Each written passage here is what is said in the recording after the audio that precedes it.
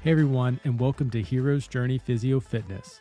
Our mission is guiding people to reclaim their health and become self-reliant. I'm your host, Dr. Cameron Hogue, and joining me is my co-host, Annabelle Rios.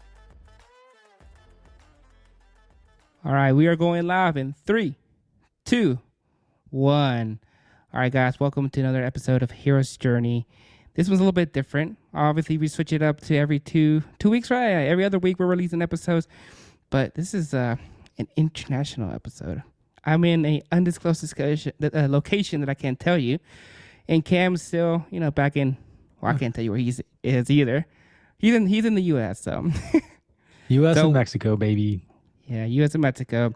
And today we have well, actually, let me back up. I get ahead of myself a lot of times. Today we want to just remind you guys to subscribe to our social medias, follow us, leave a comment. They do exist. We do have social media. We do exist. Why don't you comment and say where you're listening from? You've never done that before. That's new. Yeah. Switching it up. I like that. Yeah, a little bit different. So what's today's episode going to be about, Doc? So the premise of today's episode is, should you train your neck and your grip directly? A lot of us will train, our neck and our grip indirectly, maybe by doing shrugs or sometimes even like bent over positions, doing some sort of rows. You can kind of feel it in your neck, and any sort of hand contact with the barbell or the pull-up bar, you're kind of indirectly training your grip. But is that today enough? We're going to look, but the question. Is that enough? So we're going to look at that today. Should you train them directly? Is the indirect training enough to have results or be of benefit? Yeah, enough stimulus for your body. Yeah. The outline that we're going to follow today is, first part, we're going to look at neck strengthening for those who already have neck pain. And then we're going to look at kind of those same type of neck strengthening exercises for injury prevention.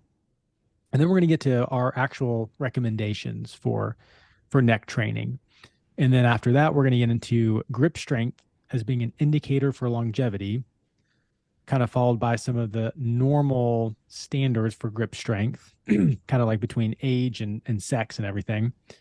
We're going to kind of go through what we would say is Cam and Annabelle's breakthrough when it comes to grip strength. And then lastly, we'll close out with our recommendations for grip strength. When we were talking about this, what I thought about? Have you seen this contraption where you put like your head? It's like a thing you tie to your head and you just like go the back. Iron neck. Is that what it's called? The Iron Neck? Yeah. And hey, since we've been getting ready for this episode and I've been doing some research and all that kind of stuff, my ads on social media have been blown up by the Iron Neck. Like I saw a clip I don't even know if Joe Rogan sponsors it or not, but like as a clip of Joe Rogan using it and like all these ads. So I'm like, well, maybe the internet is watching. Because you see it and I'm like, that can't be real. That's right. Just a scam. But I haven't looked into that specifically, but maybe that would be a decent, it could be. All right. episode topic. Why don't you talk about our friends today, Cam? Let's talk about Legion's Athletics, right? Legion's Athletics. So Legion is the #1 brand of all natural sports supplement in the world, and for a few good reasons. Number one, all products are 100% natural. That's no artificial sweeteners or dyes. Number two, Legion's doesn't use any proprietary blends. What you see is what you get. And number three, Legion's only uses the clinically effective dose that has been proven to work.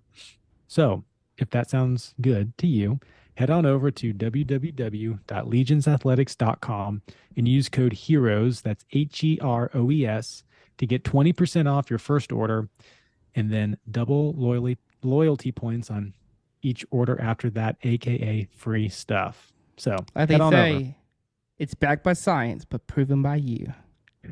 They say that? Yeah, they do. Oh, I thought you.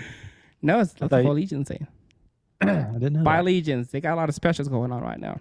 They do. And if you are, into protein and stuff like that, we love their cinnamon cereal. It is a tasty treat. Really love that. Really good. Okay. All right. Let's get into it, Doc. Let's get into this. First kind of topic of the day is neck strengthening exercises to decrease pain. So I see a lot of this in the clinic. When people come in with neck pain, we actually start getting into neck specific mobility things, neck specific strengthening and exercises. And we don't neglect kind of like the posterior chain, shoulders, upper back, traps, all that kind of stuff. So we will train that, but we do more specific things than what you might see kind of in the gym, obviously, because they're in rehab for pain. So I found this a really good study. The study title was, I'm just going to read it. It says compare the effects of strengthening exercises in the McKinsey neck exercises in neck pain subjects. It's by Kumar Nirja, I don't know, et al. So Nijar? what? Nijar? Nijar? We'll go with Yeah, Nijar. we'll go with there. Study by Nijar. Um, so this study, they first looked at that neck pain. It actually starts to increase more as we age, kind of hitting its peak between age 40 and 50. And it affects females a little bit more than males.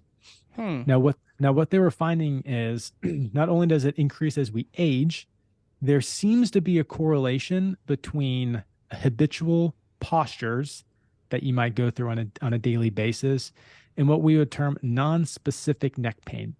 So that means nothing maybe specifically started it. It wasn't like a motor vehicle accident. You got like whiplash of the neck, or you just had surgery and now you have a fusion or something like that. So this is just non-specific. Would you say it's maybe because I know they didn't talk about it in this study, but maybe you're losing muscle as you get older, so maybe you have more of these aches and pains. Yeah, I mean, I think strength is a big part of it. So one thing that they were looking at with that, like habitual postures, which we can't really say with 100% certainty that posture is the thing that causes neck pain. But if you have sustained long-term abnormal physiological loads on the neck, meaning some sort of bad postures for the neck, it can produce neck pain, no doubt. So Hmm. Like if you have a think desk of, job and you're leaning over, yeah, so rounded one of those shoulders, things, neck yeah, forward. yeah, the forward neck and the rounded shoulders, that's a pretty common one. Mm. But I also think of certain professions, maybe a painter always having to look up, so their Oh. neck is always in extension. Um, I think of other professions kind of like that, where they're over time, and as we age, those loads and those postures, which are maybe not the most normal for the neck, start to then creep in and cause this non-specific pain. But it's not just that. Um, and I think you're hitting to earlier. They also found that like instability of the neck, and that's not meaning the neck is just moving every which way. Mm-hmm. It really means that there's a weakness and like a coordination issue with the neck. That's what we mean by instability. Like muscles aren't firing that they should. Maybe some muscles are overactive or tight, and then overall weakness, which can occur and result in that forward head, rounded shoulders. So all that led to this study, which they wanted to look basically between three different groups. The first group got what's called the McKinsey method. We'll go into what that means Yep. later. So they got McKinsey strengthening exercises. They also got a hot pack, and they also got postural education, or like a correction, so to speak. Like And we'll correctional go about exercises. no, just verbal, like, hey, Oh, okay. avoid this, sit like this, don't sleep like. We'll go into what they Yeah, yeah. Well, suggest, which I think is actually really good ergonomics and sleep hygiene in terms of our posture. So I do want to talk about that. So the first group got that. The second group just got isometric exercises plus the heat plus the postural education. And the third group got no strengthening. They just got the heat and they just got the postural correction education. So those were the three groups. They had 45 subjects and they were randomly assigned into one of those three. There was no significant difference, like in age or sex or weight or hmm. height between the groups. So they were all completely heterogeneous and random. And then the study lasted 4 weeks. Okay. So that's the premise of the study. Okay. So I want to make sure I'm telling this right. So the McKinsey method, essentially what they did, I'm just going to read from this because I think it's really good. The McKinsey exercise used this form of what's called neck retraction. So we call it a chin tuck in PT, or basically where you're trying to like give yourself the double chin, but you're sliding your chin back. Yeah, show Um, them real quick. so kind of from the side, it looks like Yeah. this, or from the front, kind of like that. Mm-hmm. So the patient is instructed to move the head backwards as far as possible, but at the same time, maintain forward facing position. So you're not looking down, you're not looking up. Um, and it's important that you're trying to go back as far as you can. And then once they did that, they returned to a neutral rest position. This movement was done for 4 sets of around 10 to 15 repetitions with about a minute or two rest in between. So every single exercise per exercise and per week is going to be for 4 sets of 10 to 15 repetitions. So week one, they just did that retraction. So they just had them do cervical retractions, 4 sets of 15. Week number two, they did that cervical retraction with an isometric neck extension. So they retracted back and then they tried to push their head backwards. I believe in the study, they just had the therapist hold his or her hand behind the head to kind of provide the pressure, but you could get like a ball of some sort or a pillow and go against a wall and you press back into that ball or pillow, and that would give you this sort of isometric resistance. So they kept the chin tuck and How they pushed many back sets did they say for that? 4 sets of 15. Four sets as well? Okay. Everything is going to be 4 sets of 15 for this group. Okay. Then week three, they added that cervical retraction, neck extension, and then the physical therapist pulled on the patient's neck, kind of giving some traction. Mm-hmm. And then by week four, they did the cervical retraction with pretty much every single major neck movement. So that's flexion, which is forward, extension, which is backward, rotation, which is side to side, and side bending, which is like ear to shoulder, with that cervical retraction pushing into the therapist hand. Or again, you could use a ball or a pillow against a wall. So that was what they looked at. They also got heat and they got the postural corrections, which we'll talk about a little bit later what that means. And that was pretty specific per week for those 4 Yeah, it weeks. was. So the non-McKinsey group just received isometric exercises, flexion, extension, side bending, rotation, not holding a chin tuck, only holding it for 5 seconds, about 3 seconds rest in between, and for about 10 repetitions. So that was all that group got, plus the heat, plus the postural corrections. Did it And say then, anything on the heat as far as like how often they were applying heat? yes, so it was about 20 minutes every day for all Okay. groups. So there is 5 postural corrections that they went over in the study. And I think these are actually really great. And I would like our listeners to be able to hear these and potentially even start to incorporate some of these postural corrections into their own life and routine. One is they educated on the neck should not be kept in one position for a prolonged period of time, no matter what that is. Forward, side, like you're on your computer, and they didn't describe what What about prolonged like period of time meant. straight? Because there's Yeah, this whole thing of like, this is the perfect posture that you need to maintain the whole they time. said any position, any one position for a prolonged period of time, you need to switch it up. Um, Mm-hmm. we learn in school and we educate people on like the 20 minutes, like every 20 minutes, like move around. I think even like if you're looking at a computer, they want every 20 minutes, like 20, feet away Hey, it's been for 20 20 minutes. Should we seconds. get up and move around in the We middle of this might, we might, podcast? we might need to. It's gonna be a long one today. But basically, don't stay in one position for a prolonged period of times. I would say Mm-hmm. between 20, 40 minutes or something like that. Okay. They said to adjust the height of a reading table such that the books are at eye level and the arms are comfortably placed. So avoiding that slouching of the lower back, the slouching of the shoulders. They want you basically to sit tall with your upper back against the chair and your head erect. So basically, just good sitting ergonomics. And that's just for reading or doing any sort of I don't know, reading, writing type of stuff for work or for fun. The next Yeah. was computer screen, proper height. Uh, basically, the monitor should be within 200. I don't know what that means. I Is don't know it if to where like it's at your eye level, so you don't need to look up or down? It's just that would be the most ideal. We're not doing this. You're not doing that. Um, the TV and computer screen, I believe, would fall into like the height of like the reading table. You want to be able to sit comfortably, feet on the ground, arms not up here where your shoulders are being hunched up, um, and your head not too It's like when you forward. go to the movie theaters, you want that perfect seat where it's a little bit up in the Oh yeah, middle, vertical, so you don't even have to turn it. You're just like, boom, right they even there. have the reclining seats now, so those are really Yeah, I nice. know. Another one. This is actually a really good one. Avoid big pillows when you sleep. That pushes your head up too high, causes you to bend forward. Now they didn't say. About the opposite, about too low.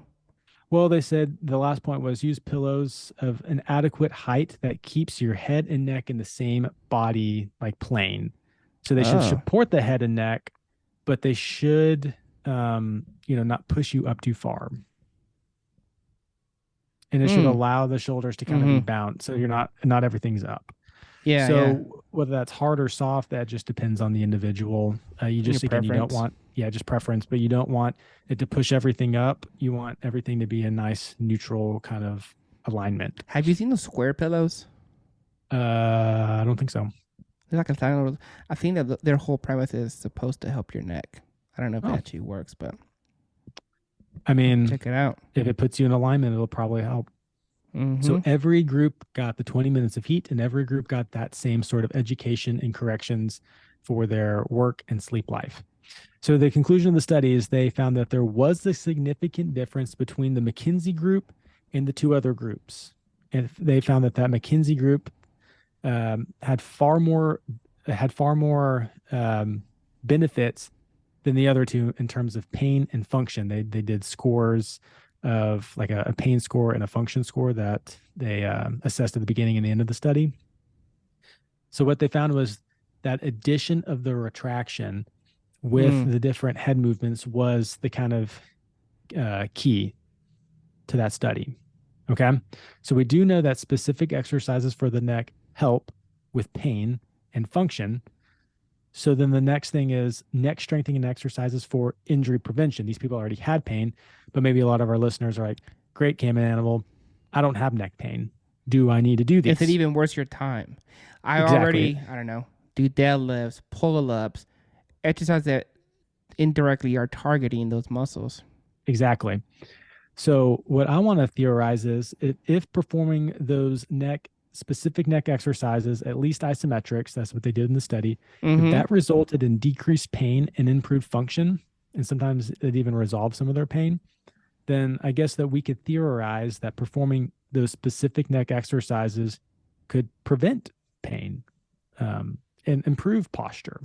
So I think that's a very likely thing to I think theorize so. about. I mean, most So people don't even train those directly. I don't mean, you don't see people doing those neck exercises at the gym.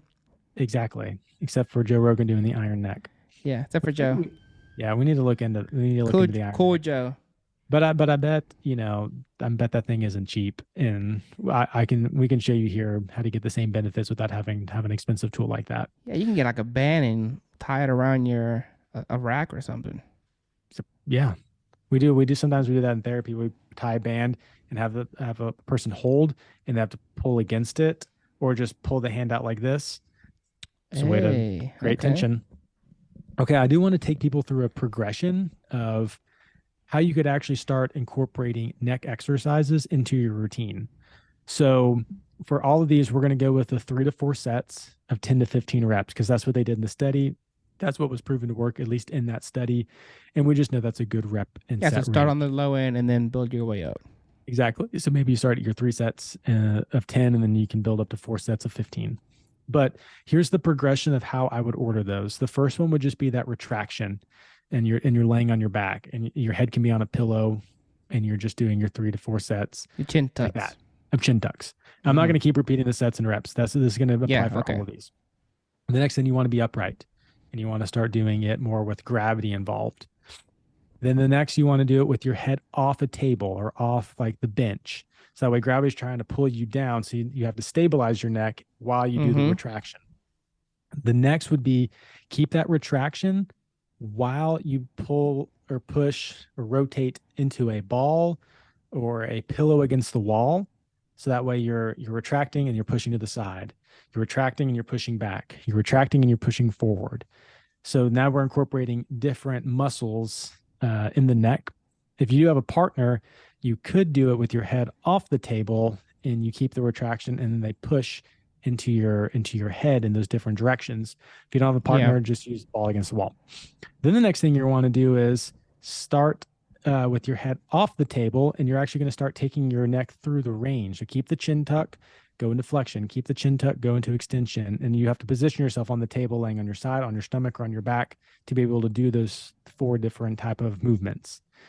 From there, you can start adding a light weight. So you will total weight to your head. You do the retraction, you go up, you go to the side, and then you can slowly increase the weight from there.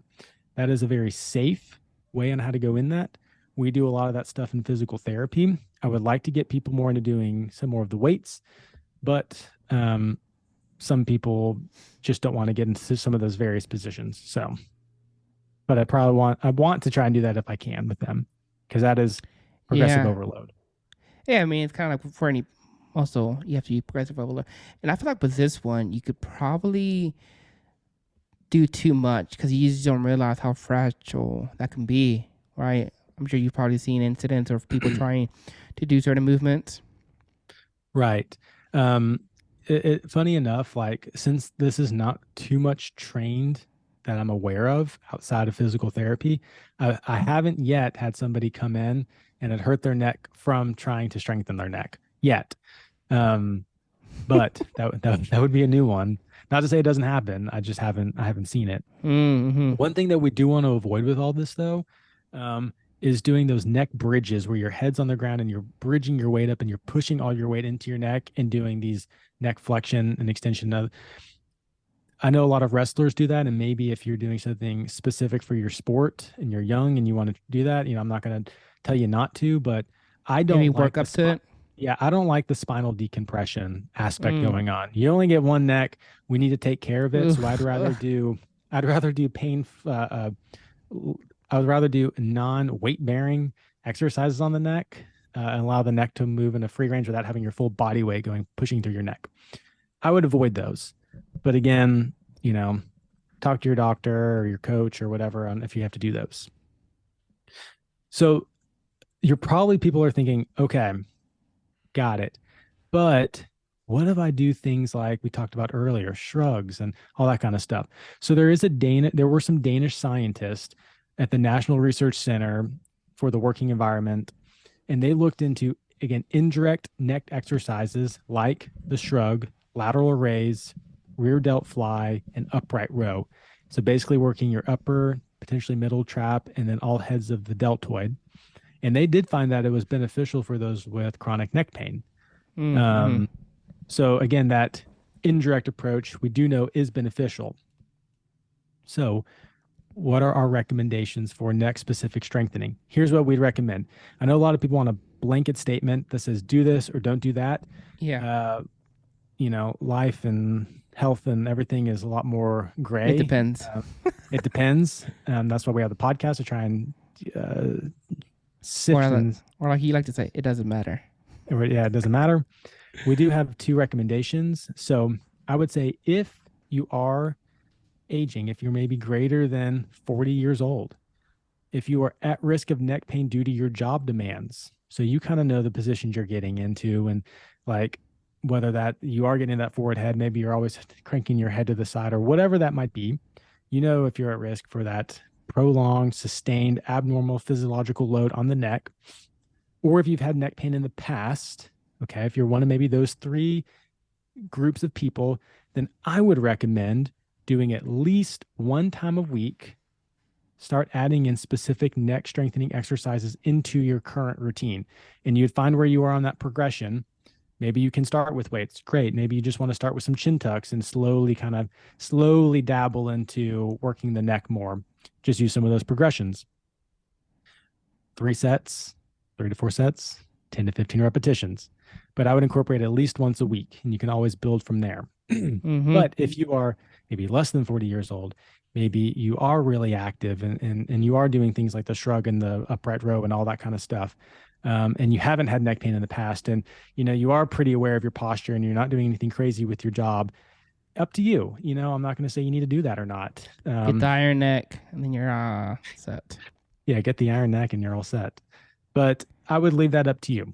I wouldn't, not to say I wouldn't recommend it. I would just, if you don't have time, don't do it. But Well, I mean, yeah, it's it's like I only, think we were talking about that earlier. Is like maybe because you hear of fighters, like MMA fighters, boxers, mm, that they really train their neck a lot. yeah. And they probably do it more probably with that type of bridging because that's sport specific. They're going to have to be on their Mm-hmm. back inside and use their head to get into those. But also, we do know that they're more at risk for or the degenerative disc disease that happens to us all, but it can speed that up if we're constantly just or compressing the spine like that. Yeah. So there's that aspect too. I think there's a safe way to strengthen the neck without giving at risk for our vertebrae and our joints and everything. So that's all of our recommendations for neck specific strengthening exercises. The next one's pretty crazy. We're going to look at grip strength and longevity. And we're talking longevity meaning like the length of your life. Um, Before we even go on to that, was there any questions over what we went through, Annabelle? Was that pretty clear? Yeah, I mean, I think we were saying that in general, try to use some sort of neck exercise. And well, maybe you're an individual who's been working out for a while, you don't have any neck pain, maybe you may not need it, but it's worth trying out. Yeah. That's I kind of mean, yeah, if you're not exercising, start exercising and start incorporating some of those exercises like the shrug and upright row and lateral raise.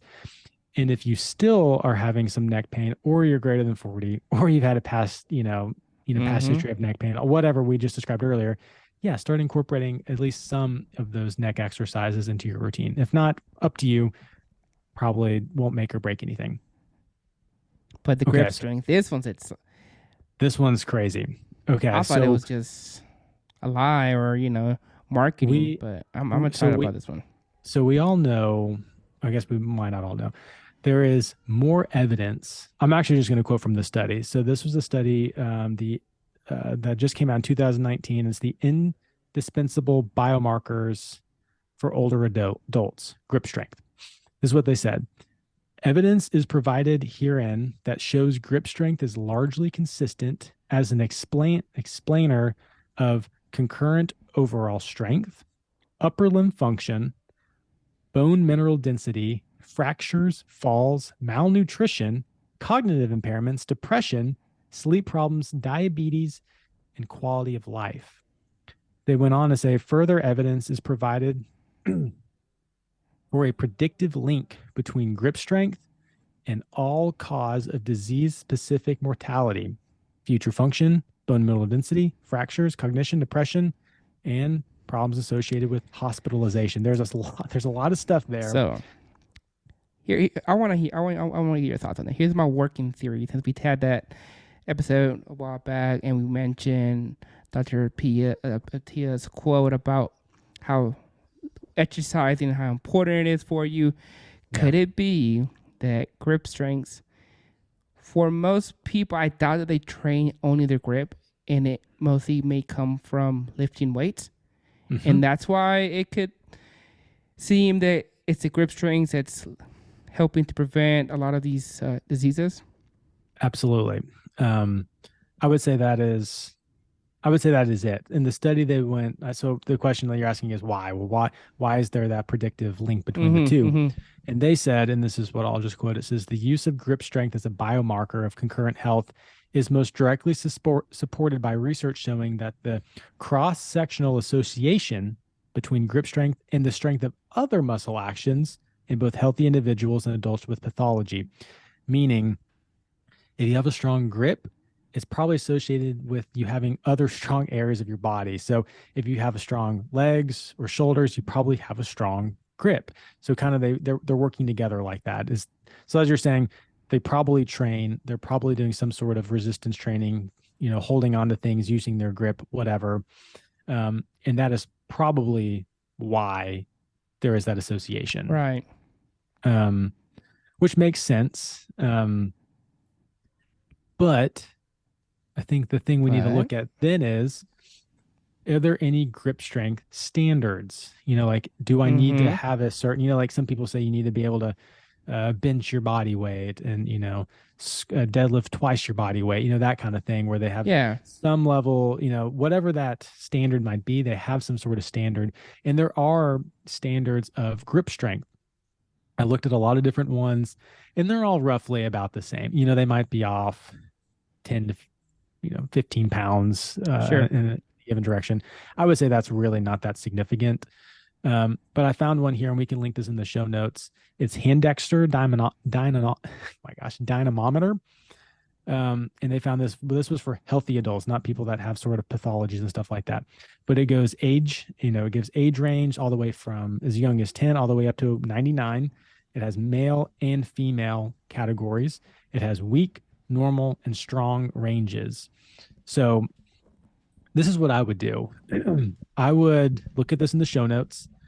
I would see where you fall in, male, female, age, all that kind of thing. And then you need to test your grip strength. So I think there's really only two good ways to test your grip strength. Using one of those handheld dynamometers, you can probably order one from online. Maybe your local physical therapist has one, or your doctor if you want to check your grip strength at your next appointment. Or you can buy one of these resistance grippers. They almost look like a vice grip that you can squeeze, and it should have a level of resistance on there, and you can squeeze it and see kind of where you fall. Um, Note on the resistance gripper, this is not the little squishy ball or the kid version that you just go, it's super easy, you can do it with your pinky. This is Mm-hmm. not what we're talking. These things are a vice grip. We'll link this in the show notes. We're not sponsored by them by any means, but it's called Captains of Crush. And these things are just, these things are just steel. And they range from, I want to say, I read it on here. They range all the way from 60 pounds of resistance to 365 pounds of resistance that you would have to be able to close, which is crazy. So, like, for a standard 30-year-old male like Annabelle and I, they say that a strong grip is greater than 123 pounds of pressure. These things range all the way up to 300 pounds. Like, you'll never close that. Like, I don't know if many people that would be able to close a 300 pounds of pressure. I know we were talking about this before we did this episode. I've seen those Captain of Crush and all these other things similar to them. And like even in the 80s, you see all these men just walking around with these grippers and squeeze them. I was like, man, does that even work? Is it just marketing? Yeah, But so let's talk through that then. Okay. yeah. So if we've already talked that if people are training, they probably already have some sort of good level of strength in their grip because they're holding things, maybe holding on the barbell, deadlift, all that kind of stuff.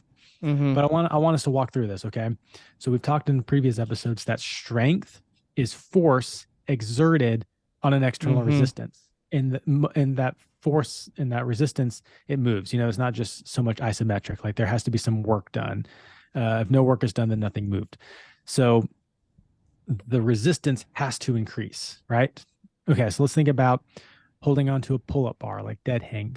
Great for your grip. You have to hold on. Your grip is your first interaction to the outside world, and especially in the gym, if you're doing any sort of upper body exercise, you have to kind of grab things, hold things, push things, all that kind of stuff. So you're hanging on the bar. It's great for your grip and forearm endurance, right? Because you're not adding Mm-hmm. weight.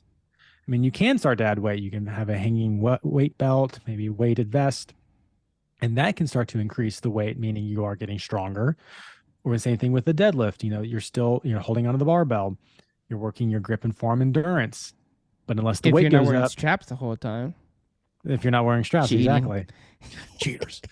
Um, Again, straps are for different purpose, not trying to train your grip strength and all that kind of Mm-hmm. stuff. But Mm-hmm. but if you increase the weight, then you are, technically getting stronger. But I want you to think about that. All of those are just isometric contractions. So, you're holding steady. Your hand, your forearm, so to speak, they're not going through a range of motion. They're just holding still. And we know that to gain more strength, you actually need to have a concentric and eccentric. So concentric is the going up of the bicep, the eccentric is the going down of the bicep. Same thing with our grip and our forearms. That's where the hand stepper or the hand gripper comes in. Yeah. So that is you're actually having to take and force and close your hand, control the movement through a full range of motion. and the resistance on those things can increase, meaning you're getting stronger. And these things I'm going to tell you are no joke. And this is kind of the breakthrough that Annabelle and I were chatting about before the show. We have a guy that I work with. He's a float therapist. He'll go from clinic to clinic, and he's, I don't know how much he weighs. I weigh more than him. I have uh, more muscle than You he live more than does. him. I do. But he's a semi-professional or amateur or maybe even professional arm wrestler, and you would not tell by looking at the guy. And he has an iron grip and forearm and just upper body in that movement because he trains it. How you train is how you gain. But he doesn't deadlift. I deadlift way more than him. I can hang on a bar longer than him. I can hold more weights No than him. pull-ups, right? No pull-ups, but he does a lot of wrist flexion, extension, hand grippers, pronation, supination, bicep curls. He does a lot of that kind of stuff. And I mean, it is incredible how strong this guy is. Um, for an example, he pulls out one of those captains of crush grippers and hands it to me and was like, try working on your grip. And like the first time I did it, because I haven't trained that motion, I could hardly get it to click and like have the two ends meet like Mm. twice. Mm-hmm. I was like, holy smokes. And I was like, how much is that? He goes, it's about 100 pounds of resistance. I was like, oh my gosh. And we had some of the other therapists, and they weren't able to do it. But But Papa Ho could. well, I mean, there are there are different strength there are different strength standards between male and female when it comes to the grip and everything. Of course, of And course. this guy took it, I kid you not, he clinked it 50 times in a row. And he's like, yeah, I don't really work too much endurance, but he still got it 50 times. And I was like, how high can you go up on those things? And I forgot the exact number, but he is like way, way stronger than what this thing was saying is quote unquote strong. So then it just got me thinking, like, you know, we said it before, how you train is how you gain. If you are not working on gripping or using your forearms or, wrist curling or wrist extending more weight, you're not going to be as strong as someone who does, even if you are doing those isometric holds. And anyway, so that was kind of my breakthrough on that, was like, wow, maybe I need to start incorporating that because I want a better grip. Because if I've got a stronger grip, then that's going to allow me to, It's gonna help not all use your other straps. lifts. It's going to help all my other lifts. And I Mm-hmm. need to maybe, train that more specifically to get there. What did you think about all that, Animal? As we were talking about it, I've seen those grippers before, and I've seen other things similar to it, and we've talked about it before. That in baseball, there's like the rice bucket that you do, and all these different things. And I was Yeah. like, well, do they really help? Do you really need to? And Yeah. now I think I changed my mind. I'm like, I I've, think they I've kind do of, I've kind of, help. after that episode with him, I changed my mind on that. I'm like, though I do have good grip strength, and again, I have not tried to grip something greater than 123 pounds. I don't know if I'm considered strong by this standard um, on it or whatever. But I would say that if I actually start working on that, I can definitely get there. You know, And you can those do it while gripper. you're like hanging out around the house. Just start Yeah, clicking I it. mean, I mean, now you can do it at your house. You can do it at work. I mean, you could do it at the gym if you wanted You could to. do it while Like, you're even driving. You can be like those guys in the 80s. Just have it in your car. Just man, clicking it. those guys in the '80s were strong, man. Strong men create good times. Good times create weak men. It's the Whatever the that vicious cycle that we're in, huh? the vicious cycle. So, what is our recommendations for specific grip strengthening exercises? This is what we would say. I think that we should start adding in at least once a week some sort of wrist flexion, wrist extension, and hand gripper exercise into our routine, whether that's a finisher, maybe you're doing 3 sets of like failure, or maybe you're doing your standard like strength hypertrophy range of that 4 to 12 rep range, or 4 to 6 if you're wanting to stay more on the strength side of things. You might have to adjust or buy different grippers Mm-hmm. to get there. But again, if you're trying to go for strength, you probably want to buy a gripper that's really hard for you, and you're only able to get it 3 to 6, 4 to 6 times and Yeah. build up. So then you can get that into the hypertrophy range, and then you can get a heavier gripper. And then same thing with any sort of wrist curls and extensions. Like you can just progress by doing heavier weight on the barbell or dumbbell or whatever. But I do think that that would be a great thing to start incorporating into your routine. especially if you feel like your grip is lacking. So if you do fall into the standards and you do see that you are weak or maybe on the lower end of normal, you probably need to start incorporating this in.